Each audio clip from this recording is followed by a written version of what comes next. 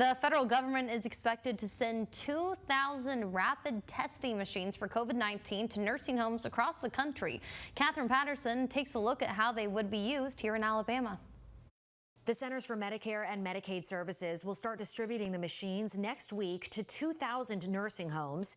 The Alabama Nursing Home Association is not sure yet if any nursing homes in our state will get those machines from this initial shipment.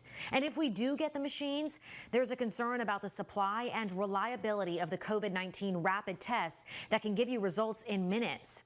Our state's health officer, Dr. Scott Harris, telling me last week those tests are in short supply and can give out false negatives. I don't know exactly how CMS envisions us using these, whether it's to dovetail in with the testing we're already doing. Is this something they want to have on site so we reopen visitation that you may be able to test some of your visitors, or if they want to use this so we can spot test employees and residents. That's, again, guidance we need from the federal government. They also say only facilities with the capability of testing and screening their residents, as well as testing staff on a weekly basis, will get those machines.